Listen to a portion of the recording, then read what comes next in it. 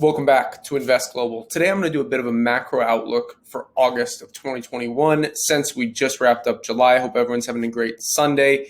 And we have a lot to talk about in today's video when it comes to crude oil, US dollar index, a lot of other macro indicators. We just actually finished, it was like the 6th month in a row of just new all-time highs in the S&P. Pretty crazy. I'm also going to be talking about, some inflation hedge assets, what to do about our current economic situation, along with kind of this macro backdrop of the U.S. having this new infrastructure plan on Tuesday. So just a couple of days ago, there's a lot of back and forth between this in Congress. Basically, if you don't know, this kind of $1 trillion new plan was initially supposed to be closer to $3 trillion with the Biden administration, but a majority of this will be spent on things like transportation, improving different systems in infrastructure. Now, if you didn't know, the only country that invests more in transportation is China. And the U.S., so the U.S. is second, and the U.S. is ranked 12th in transportation. So it's pretty clear to me that, in my personal opinion, that bureaucracy in the U.S. has gone, you see the S&P at new all-time highs, bureaucracy is at new all-time highs. Kind of hysteria is at new all-time highs. You see all these kind of disconnects in the economy, right? So you see the markets and you see the economy. So there was a recent study like on the majority of Americans kind of asking, what is life like pre-pandemic versus post-pandemic? And you have to take this with a grain of salt because obviously studies are never the best. There's always kind of this media bias that goes along with it. But 4 out of 10 Americans basically said, hey, my overall quality of life has gone down significantly. It's like something like 25% can't actually pay for, and then this is obviously the middle class, right? So you already have these issues in the lower class, but in the middle class, this is where the study was run. And so significant drop in quality of life. So about 40% said that, and income down. Then you also have this 25% who say, hey, I'm using my credit cards to pay these things off, where before, pre-pandemic, I was not, right? So some people were already doing this, and this trend has only increased. Maybe they were on unemployment and they were actually making more. But you see this significant decline in the quality of life in Western countries. But look at what's going on in Australia. Australia is even crazier, and Canada gets even crazier. But I'm just using the U.S. as an example since we're using the S&P and the NASDAQ. And the U.S. is the global reserve currency, right? So with this, you have to understand this disconnect, right? So when you see these new all-time highs in the S&P, right? So just look at this trajectory, right? So we had this, obviously the March crash, right? So when everything dropped, which I was very fortunate to recognize, when the panic hits, that's where you should have a little bit of dry powder so you are able to take advantage of the situation and kind of act, I guess, I don't know, how would you say it? Like spontaneously, right? So this massive March dip when everything crashed and people panic sold, that was an interesting opportunity to get in. And I personally took that advantage, right? So this is when core positions in Bitcoin, core positions in precious metals, core positions in things like oil, which we'll also be talking about today, were kind of interesting. And then ever since there, look at the trajectory of this graph. Pretty crazy. Look at the NASDAQ. What's been going on here? Basically the same thing, right? So we go to trade now here in TradingView. By the way, throughout this video, if you guys have any questions on kind of macro things, the majority of this will be kind of looking at this from a technical analysis standpoint and also some obviously fundamental factors. But just look at what's going on here, right? So you have what I just talked about, right? So this quality of life. It's not like what's the reason of this, right? So like why do you think the U.S. economy is just booming? Everything's going well. Trades new all-time highs.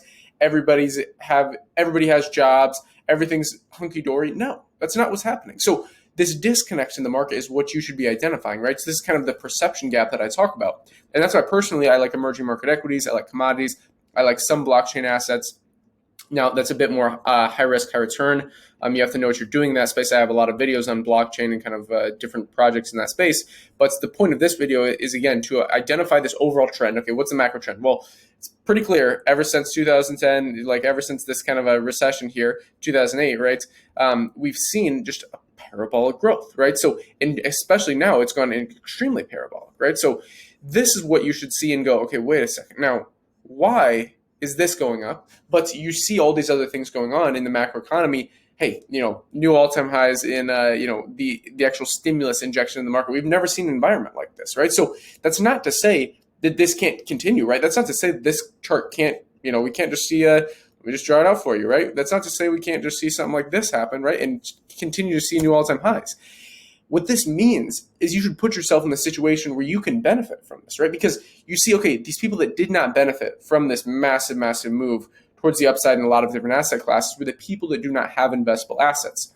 So you have to ask yourself, what are some inflation hedge assets that you should be considering? What's cheap? What's expensive? My personal opinion, commodities are extremely cheap right now, especially precious metals, right? So things like gold and silver, they have not seen the highs that we've seen here or the highs that we've seen in crypto. I mean, let's just hop over to the Bitcoin chart, right? So BTC USD, let's pop this up, obviously in the macro trend. Since this March, where were we? Since, let me go here. Even though we've retraced significantly, now we're seeing kind of a larger candle. Even though, and by the way, yesterday I did a technical analysis video on Bitcoin, kind of a macro overview. So if you're curious on what's going on there, you can check that video out. But the point is here, we saw this kind of run up, right? So this was, let's see if we can go back to March. This was that dip that we saw also here in the S&P, right? So this was kind of that March dip. And since then, hey, boom, boom, boom, up until if we couldn't see this stuff, new all-time high, right? So new all-time high, new all-time high, new all-time high, boom, boom, boom. Now we've seen a bit of a drawback, which we needed, in my personal opinion. To continue anything higher, we could see a further drawback, right? But it all depends, what was your entry position? Now, if you're buying right now, you're buying when these things have lifted off. Look at something like silver, in my opinion. So silver is a bit of an interesting inflation hedge asset. Personally, I think this is an interesting speculation, right? So the majority of these things we're talking about are speculations. Some you could consider maybe, insurance. Maybe you could say, hey, gold's a bit more of an insurance play than a speculation play, but that's just kind of getting into nuance. The point here is if we look at gold and we look at a correlation with the US dollar, we start to see some interesting things happening, right? So what are some of the factors that we need to see new all-time highs in the stock market? What are some factors that we need for this trajectory to continue moving up into the right? Well, we need a weaker US dollar. We need basically, I would say, a stable 10-year yield, maybe a little move upwards in the 10-year yield. I can do another video on that if you're confused on the 10-year yield, and then higher crude oil, right? So those are things that we all need for this to continue. Now, what happens here with silver? This is the interesting thing, right? So just check this out, right? So just over the past month, so we can actually start at this candle, right? So June 14th of 2021, this massive wick down. Interesting, right? So I wonder why that happened. Silver is obviously a massive market. We saw this continue to climb down, right? So, okay, now let's hop into the US dollar. Now, what is the US dollar? Overall trajectory down. Right? So what are we seeing now? A bit of a weaker US dollar. You could say we're in a bit of a W pattern right here. I'm not the biggest fan of doing TA on the US dollar just because it's too big of a situation. But, okay, what do we see here? That's interesting. I meant here June 14th. Okay, so see this massive candle down. I wonder why that is. Well, guess what? Silver is obviously, when you're ranking it off the US dollar, that's the price action chart, right? So when you're looking at this and you have to understand, okay, when you start to see these things, you can kind of hedge your dollars, right? So if you're trading dollars for assets, you have to go, okay, what are you transferring into? Are you transferring into crypto? Are you transferring into real estate? Are you transferring into stocks? Are you transferring into bonds? No. Are you transferring into commodities, right? Emerging market equities. What exactly is it? Alternative asset classes like art? Maybe used cars, right? So maybe you're taking advantage of this used car trend. But the point here is you have to understand, okay, so now, that's interesting. A little bit move towards the upside. What's going on here with silver? A little bit move towards the downside. So these are things you have to take into account. Obviously, it's very basic for some, but the main part here is a lot of people that watch this channel are interested in investing, interested in kind of global markets. I'm recording this here in Bratislava, Slovakia. The reason I'm able to travel, obviously, is because I started a business at a very, very young age. I was able to make nice amounts of capital through hard work. Doing concrete construction when I was very, very young in high school. Pretty much every single summer in high school, I did concrete construction, put that capital into some e-commerce businesses, did very well. Now I pretty much invest in travel. But I think a lot of people watching this are curious on these things, right? So I know some people watching this may be a bit more advanced in investing, right? So these things may seem obvious, but it's always important to go back to these fundamentals and just kind of, even if you go, oh, that's too basic, you have to zoom out and go, hey, return to the fundamentals. Don't be too, just as Michael Jordan, he was kind of like outwardly cocky, but his coaches says he's the most coachable guy there was on the court, right? Most coachable person, outwardly cocky, yes, but most coachable person. So he always practiced fundamentals, bounce passes pretty much every single practice. So I recommend, I do that myself. I try and practice fundamentals. And if we go here to the 10-year yield, what are we seeing? A decline in the 10-year yield. So to me, this kind of signals a bit of fear, similar with what's going on with the US dollar. Now, if we look here, oh, shoot, that's no worries.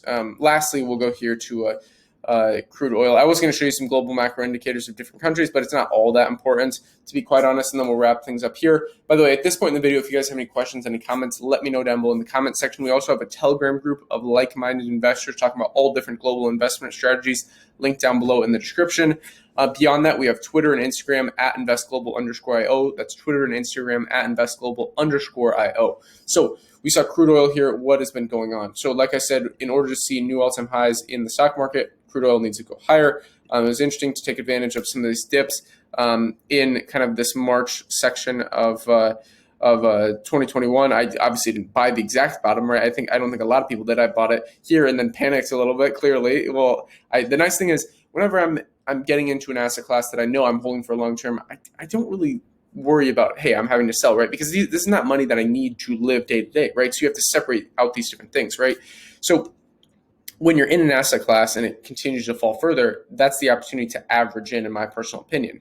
Now, we saw a nice higher high. I sold a little bit of my holdings around this level because it was a key resistance level right there, even though we saw newer highs, right? So whenever I'm pulling profits or averaging in, I never do 100%, right? So I do kind of the tiered investment approach that I talked a lot about on the channel. Now, the whole point here is crude oil kind of got rejected off this level literally perfectly. Look at this. Got rejected right off that. So that 76.98 level is very, very key. I mean, you can see it happen here. We've even seen some things go on back here, right? So some resistance off there, some resistance off there. We've seen a bit of resistance here, a bit of resistance there. Yeah, so this level is very, very interesting to watch. We could go back for a retest off these levels, but in my opinion, we will probably retest this level before we retest that level. So that's all for this video. If you guys have any questions, any comments, let me know again in the Telegram group or in the comment section. The reason I talk about the Telegram group and the other social media sites is mainly because, there's some problems here with YouTube where they're randomly deleting replies to comments and annoying things. So yeah, that's basically all for this one. Invest Global. If you enjoyed the video, like it, subscribe to the channel, stay up to date, hit the notification bell on all. Invest Global, and until next time.